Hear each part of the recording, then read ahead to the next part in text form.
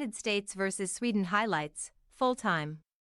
The 2023 FIFA Women's World Cup continued Sunday with the United States taking on longtime foe Sweden in the round of 16 at Melbourne Rectangular Stadium in Australia. Coach Vlatko Andonovski made a couple of lineup changes, and some tactical tweaks as well, which helped the USA dominate possession in the first half, 62% to 38%. The second half settled into a physical back-and-forth affair, with neither team able to score in the second 45 minutes, nor in extra time. And so the game moved on to penalty kicks, and that's where Sweden came out on top in a thrilling finish. Advances to face red-hot Japan in Friday's quarter-final 3:30 a.m. Eastern Time on Fox and the Fox Sports app, while the two-time defending champion USA squad heads home early. Check out our live coverage below, featuring live analysis from Fox Sports' Michael Cohen. Setting the stage. The World Cup Now crew previewed the match live on social media ahead of kickoff. Pre-game. Second minutes, USA sticks with same formation. It's a 4-3-3 for the USWNT, as expected. Julie Ertz remains at center back, and newcomer Emily Sonnet slides into midfield. Sonnet is playing alongside Andy Sullivan in what appears to be a double pivot. That leaves Lindsey Horan as the lone attacking midfielder.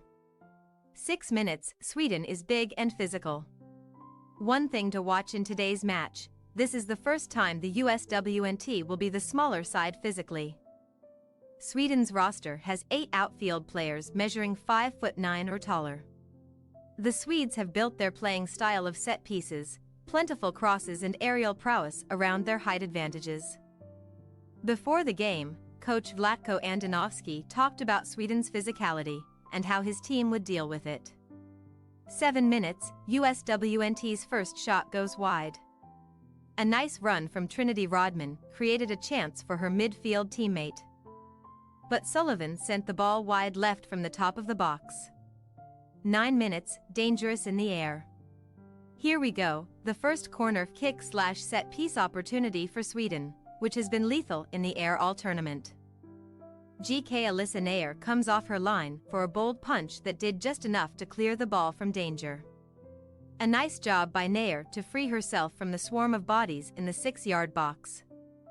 A staple of Sweden's set pieces in the group stage. 14 minutes, a different look to the formation. A tweak to manager Vlatko Andonovski's defensive shape to help combat his team's problems in midfield. He's asking them to defend in a 4-2-3-1 formation by dropping Trinity Rodman and Sophia Smith into a line with Lindsey Horan. This effectively gives the USWNT 5 bodies in midfield along with Andy Sullivan and Emily Sonnet to match Sweden's identical 4-2-3-1 formation. The US is still attacking in a 4-3-3 look. 20 minutes, changes have had an impact on possession. As for what the USWNT is doing to address its struggles in possession, there are a couple of noteworthy changes thus far.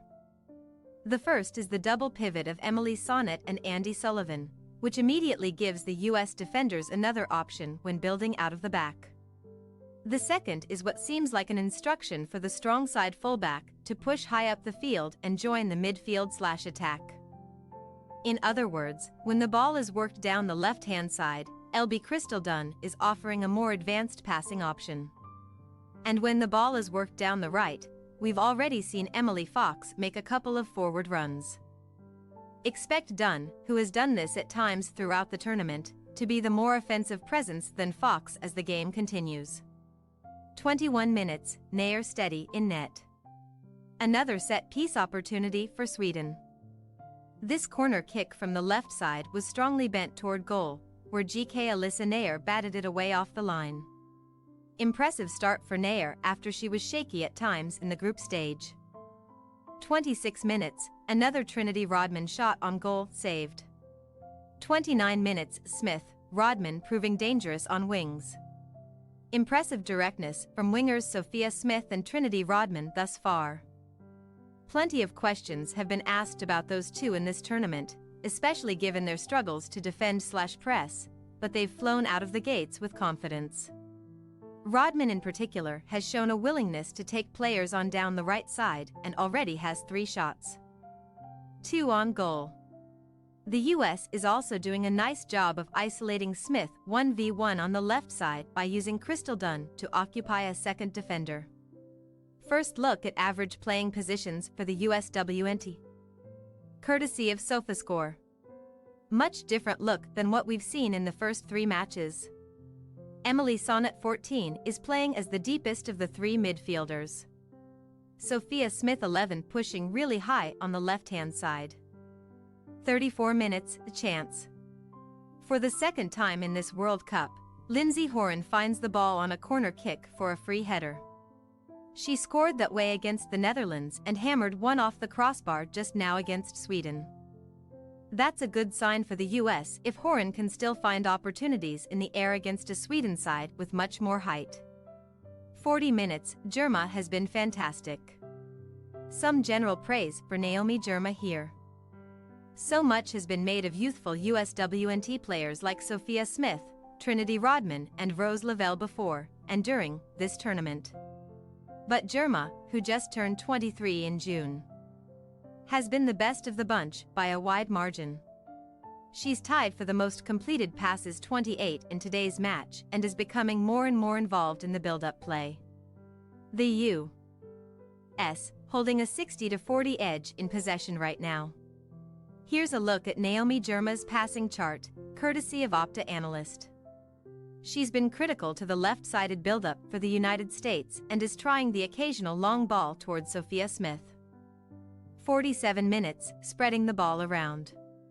In a reflection of how well the US is moving the ball, FWD Alex Morgan is the only outfield player with fewer than 22 touches thus far. Morgan, LW Sophia Smith and LB Crystal Dunn are the only outfield players with fewer than 31 touches. Very balanced, very fluid for the USWNT. 49 minutes, Kosovar Aslani booked for hard tackle on Julie Ertz. 52 minutes, staying the course.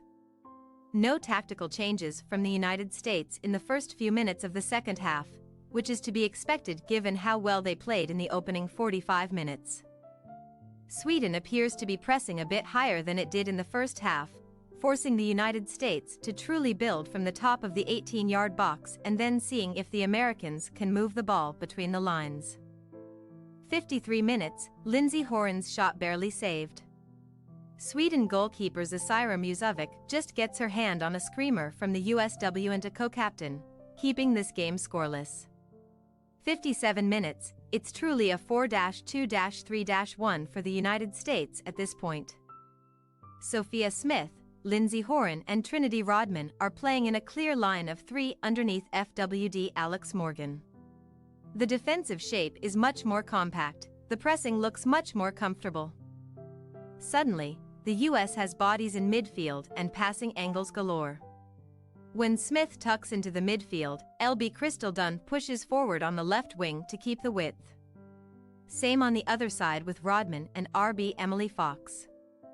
Here's a look at the heat maps of RB Emily Fox top and LB Crystal Dunn bottom as the US attacks from right to left in this graphic.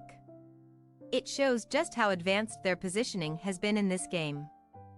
A product of the USWNT's ability to sustain possession for the first time since the opener against Vietnam. 66 minutes, 3 players who have stepped up. 5 successful dribbles in 7 attempts for Trinity Rodman. 3 successful dribbles in 6 attempts for Sophia Smith. 3 successful dribbles in 3 attempts for Andy Sullivan. The United States hasn't seen numbers like that in quite some time. 3 players who were all questioned entering this game, and they've certainly risen to the occasion. But still no goals for the US. 66 minutes, Lynn Williams on for Trinity Rodman as U.S. makes first substitution. Final stats for Trinity Rodman versus Sweden: 1925 passes completed, 711 duels won, 3 total shots, 2 shots on target. Her best performance of the World Cup. 67 minutes, huge save off Sweden free kick by Alyssa Nair. 71 minutes, sudden impact. It will be interesting to see if Lynn Williams can provide a spark in the final third after replacing Trinity Rodman at right wing. Williams, who started against Portugal, ranks fourth on the team in xG 0.90 despite playing just 83 minutes in the tournament. 73 minutes, USWNT knocking on door. 75 minutes, pressing the attack. Updated average player positions for the USWNT with 15 minutes remaining, courtesy of SofaScore. Lindsey Horan 10 is pushing so high up the field that it's starting to resemble a strike partnership with Alex Morgan 13 at times. That's how comfortable the US has been in possession. 82 minutes, Sweden makes 2 subs. 86 minutes, Fox in control. Pretty wild to see RB Emily Fox with more touches 91 than anyone else on the pitch. The United States had been so left-side dominant in the first 3 games with LB Crystal Dunn and LW Sophia Smith. Pretty significant shift to now be building down the right side so heavily. Trinity Rodman's strong game was a big part of that. 89 minutes, Alex Morgan header saved by Sweden. Williams with another impressive cross, and Zasira Muzovic goes full extension to save a header from Morgan to keep the game scoreless. Updated look at average player positions to include substitute Lynn Williams 6 at right wing, courtesy of SofaScore. Williams is playing even higher than Trinity Rodman did. Where Rodman was eager to get on the ball and run at defenders, Williams has been more eager to use her speed to chase longer passes into space. Same concept of attacking down the right being accomplished in different ways. Full time, United States 0, Sweden 0. We move on to 30 guaranteed minutes of extra time. Penalty kicks after that, if necessary. Sweden has to feel pretty good about making it to extra time despite being so thoroughly outplayed. And for the US, will the breakthrough ever come? The Americans have a 14-7 edge in total shots, 6-1 edge in shots on goal.